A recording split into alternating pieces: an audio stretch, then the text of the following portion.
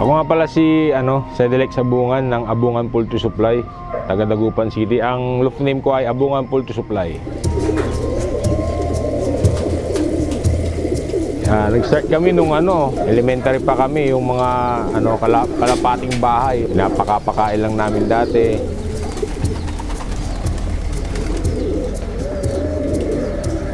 Nag-start ako sa racing 2018, tapos ang unang laro ko 2019. Tapos nag-quit ako ng 2021 hanggang 2023. Tapos yung kakabalik ko lang ulit sa pagangalapati. Last year na breeding season, kaya ako konti ang nilalaro ko, nadisgrasya ako. Ang nagpalakas na lang ng loob sa akin itong mga kalapati ko para lumakas tayo, para mainggan nyo ba. Tapos boring ako noon kasi almost talaga tama ako. Itong parang nagpalakas sa akin.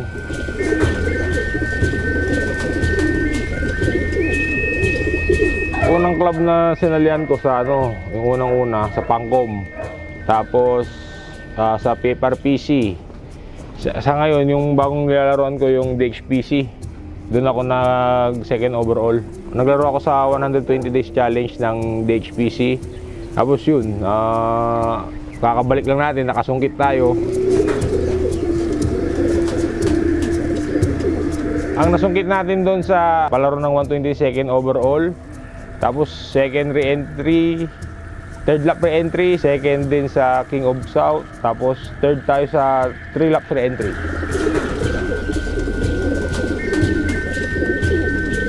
Yun yung famous ko na akong parang bambano line ko yun eh. Yun yung parang in-infuse ko na mga purebred kasi mahilig talaga ako sa purebred. Yung bambano line ko yun yung ginawa ko nung bago ako mag-quit na mga stitch. Pero purong stitch siya. Wala siyang outcross na ibang line. Akala ko sa ibang tropa ko lang babanat yung anak niya kasi pinapahiram ko siya na kalapate. Kak siya eh. Pero may mga may mga kapatid siya dyan, may mga anak na rin siyang inbreed.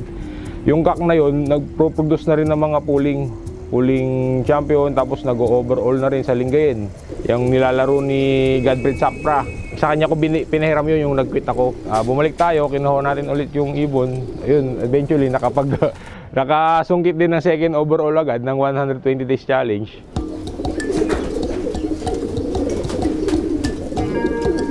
Nilabas niya nung breeding season kasi hindi ko na-focus yung breeding. Lahat ng nilabas niya, hen. Paghahanda ko, swerte ko lang kasi nung nahawakan ko tong mga to, December na, which is start na ng training. Late breeding ko na rin sila parang magti 3 months pa lang sila ng training. Ang ilap ng mga ibon ko kasi hindi ko halos walang katao-tao dito, tapos hindi ko pa mahawakan. Ang ginagawa namin talaga, bugbog sa road training. Sa isang linggo siguro, palayo kami ng palayo. Isang linggo 3 beses na road training, iba pa yung club training. Gumigising ng maaga, pupunta kami ang lamig pa noon eh, December pa noon eh. Para kang talaga hindi mo kasi nakakolong-kolong lang kami. Yun ang ginagamit namin, punta kami Tarlac, lagpasan pa namin, palayo ng palayo. Hanggang ngayon, kakauwi lang namin kanina, nag-toss kami kanina kasi loading mamaya. Ang labanan kasi ngayon, more on toss. Kasi pag ang ibon mo, hindi nag-1-2 yan, talo ka na. Ang bibilis ng mga kalaban natin ngayon.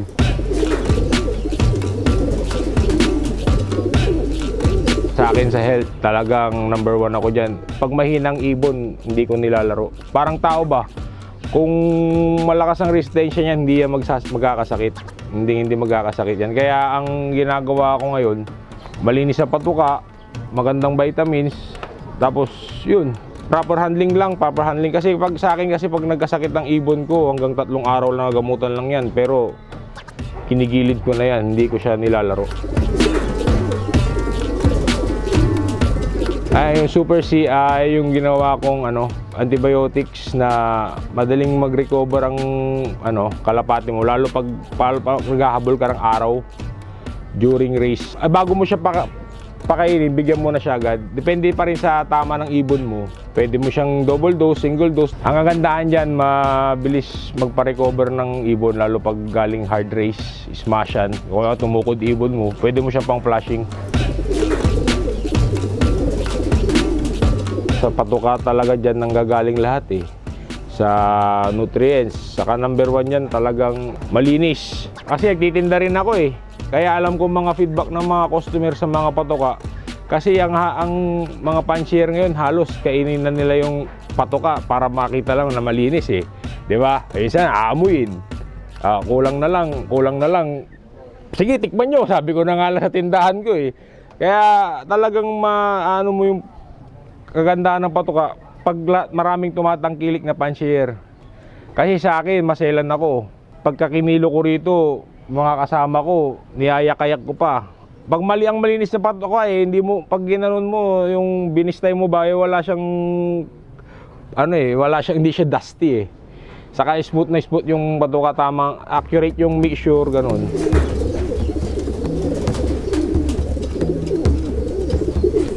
Ang ginagamit ko nung nag-start ako ulit, Queen Mary talaga, yung galing kay Kuya Jake Poultry Supply. Silang di-distribute nun kasi accurate yung timpla, hindi siya dusty, saka andun na lahat eh. Either pang breeder or pang flyer, andun na.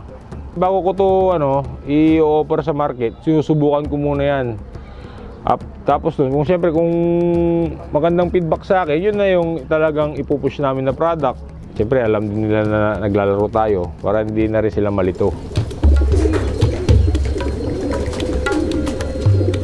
Yung feeds ko, yung Queen Mary, ang ganda ng kapalang ibon, tapos bulky ang ibon pero magaan. Yun ang kinagandaan sa Queen Mary.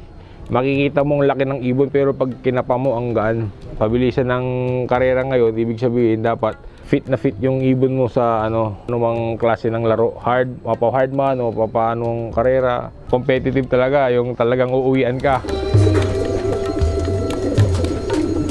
Last lap namin ng 120 days, ang preparation namin, talaga bugbog kami sa toss. Siguro nung last lap namin, 4 times a week kami kasi may club trainings pa. Sinasama pa namin ang club trainings yun. Morning after the loading, toss ulit. Kasi gabi ang loading station, gabi ko na kinukuha ang ibon. Saka nakakapagpahinga naman na sila. Medyo gumanda-ganda rin naman yun. Nakasungkit tayo ng second overall sa 120 days challenge ng DCFC. Hindi siya bumababa ng 1,150. Pinakamabibilis siya, nag-1,2 pa siya eh. Pero nung nag-last lap siya, nag-1,181 siya sa Pagbilao, Quezon. Madami kami nag-1,181 nun eh. Mga siguro 5. Parang split yung na lang pinagkakataluhan. Yung split seconds.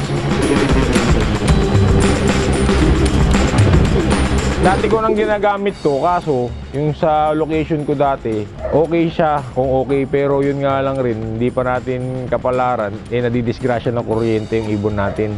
Ngayon dito, ang kalaban naman natin dito, matataas na building, pero at the same time natututukan naman namin. Pinaka-struggle namin dito, yung talagang mailap ang ibon. Kasi sa karera, segundo lang, magkakatalo na eh. Tapos na kayo dun eh. Kung makikita nyo yung mga pinupost kong reels, na pinapatago ko si Paul kasi kami dalawa lang eh. Kasi siya pang nanguhuli sa loob.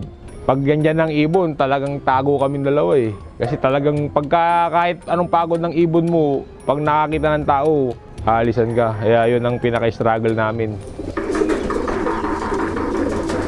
Ang mga message ko sa mga newbie, mag-invest kayo ng kalapati. Huwag kayong magtatangkilik ng mga illegal birds. Yan, number 1 yan, illegal birds. Huwag kayong magtatangkilik niyan. Tapos, bloodline ng number 1, kahit pangit ang loop nyo, basta magandang ibon nyo, balang araw, magpapauwi rin kayo ng champion. Matuto kayong pumalakpak sa mga kalaban. Hindi araw-araw tayong mananalo.